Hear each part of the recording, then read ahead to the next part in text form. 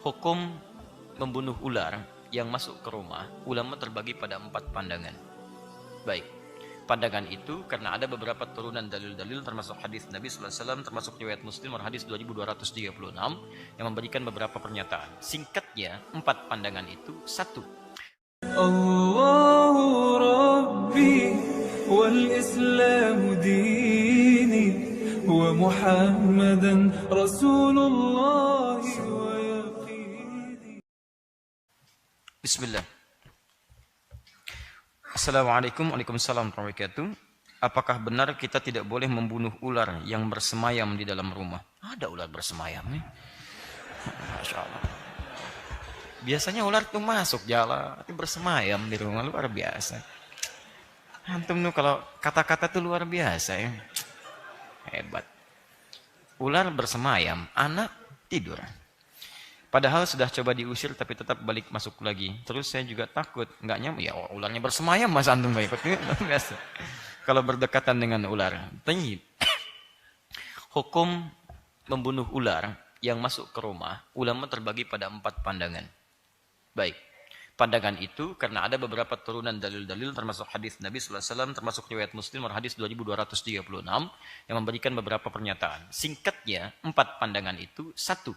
Boleh membunuh ular dalam mazhab Hanafi ya, yang masuk ke rumah tanpa peringatan. Jadi begitu masuk dibunuh, itu dibolehkan. Pendapat pertama. Baik. Yang kedua, boleh membunuh ular yang masuk ke rumah, tapi dengan catatan diberikan dulu peringatan. Bahasa riwayatnya 3 kali. Diberikan peringatan 3 kali itu menunjuk pada banyak.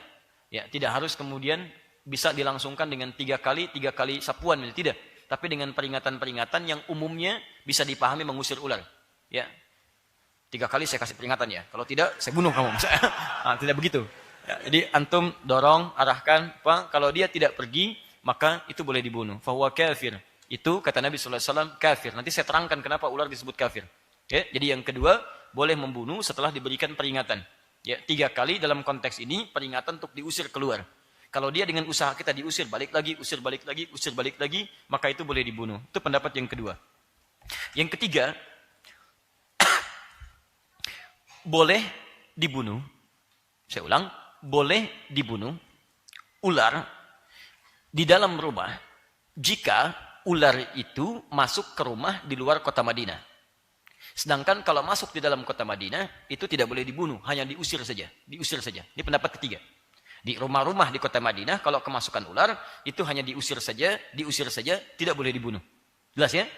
Kalau yang pertama bunuh tanpa syarat, kedua beri peringatan masuk di rumah manapun, mau Madinah atau bukan, beri peringatan, tidak misalnya diindahkan, langsung dibunuh.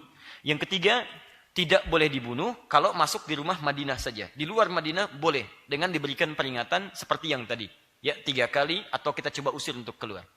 Yang keempat, tidak dibunuh kecuali ular yang punya garis putih di punggungnya atau punya ekor pendek. Ini menunjuk pada ular berbisa. Ya, begitu dia masuk membahayakan, boleh seketika dibunuh. Ini pendapat yang keempat. Tayyib. Dari pendapat-pendapat ini, itu mengerucut pada beberapa hadis. Utamanya hadis tentang pernyataan jin yang berjanji kepada Nabi tidak akan menampakkan diri di rumah orang beriman. Ya, jadi sebetulnya jin-jin muslim yang baik itu nggak akan ada penampakan. Ya, jadi kalau antum sedang melihat penampakan-penampakan, itu bukan jin muslim. Karena jin muslim sudah berjanji pada Nabi SAW tidak menampakkan diri. Jelas ya? Dalam bentuk jin. Jadi kalau jinnya tidak menampakkan diri, maka mohon maaf, antum tidak ada kerjaan mencari-cari penampakan jin. Jin, nampak dong. Masya Allah. Jin itu disebut jin karena tidak nampak. Antum keluarkan dia dari fitrahnya. Maka antum punya masalah. Jelas ya? Maka dari sini, teman-teman sekalian, jin itu ketika dia, awas hadit, ingat, bahkan ada surah tentang jin. Surah Al-Jin, surah ke-72. Ada Al-Jin. Lihat, bahkan jin mendengarkan Al-Quran. Jin bisa hadir ke rumah antum, bisa. Di rumah saya juga ada. Bisa datang ke rumah saya, ke rumah antum ada. Dan ketika dia datang, ada di antara jin itu yang muslim. Tapi tetap, kembali pada kesepakatan dan fitrahnya, dia tidak menampakkan diri. Tapi dia dengar kalau antum baca Al-Quran. Lihat ayat pertamanya. Qul uhiya ilayya annahu istama'a nafarum minal jinni. Ya, Katakan Muhammad diwahyukan kepadaku ketika sedang baca Al-Quran, ada sementara jin yang mendengar bacaan Quran. Maka mereka berkata, inna sami'na Qur'anan ajaba. Kepada teman-temannya, kita mendengar Quran yang sangat mengagumkan. Masya Allah, jin saja dengar Quran. Masa antum yang bukan jin gak mau dengar Quran? Jadi kalau ada manusia tidak mau mendengar Quran, dia lebih parah dibandingkan dengan jin. Jin aja dengar Quran. Jelas ya? Nah, yang paling menarik di sini, ada perjanjian tidak menampakkan diri. Maka dia kalau menampakkan, bisa dalam wujud yang lain selain wujud jin. Di antaranya binatang, terlebih ular. Pernah kejadian di masa Nabi, seseorang kemudian menikah, pengantin baru. Begitu akan masuk ke rumahnya, si perempuannya keluar di luar rumah. Nah, dulu, adat masyarakat dulu, kalau ada perempuan di luar rumah, maka ini menunjukkan perempuan itu punya perilaku yang tidak baik. Maka si suaminya langsung mengambil anak panah, ingin panah perempuan itu. Baik. Hati-hati ya, jangan salah paham di sini. Begitu kemudian ingin dilepaskan anak panah, si perempuan mengatakan, tahan sebentar. Ada sesuatu terjadi di rumah menyebabkan saya keluar. Bukan karena saya tidak baik. Baik, apa yang terjadi kemudian? Maka dilihat di dalam rumah ternyata di situ ada ular. Dipanahlah seketika. Suaminya masuk dipanah. Istrinya mengatakan, saya tidak tahu apakah suami saya membunuh ular duluan atau ular yang kemudian mematikan suami saya. Maka ketika keluar ternyata ularnya yang mati dipanah oleh suaminya.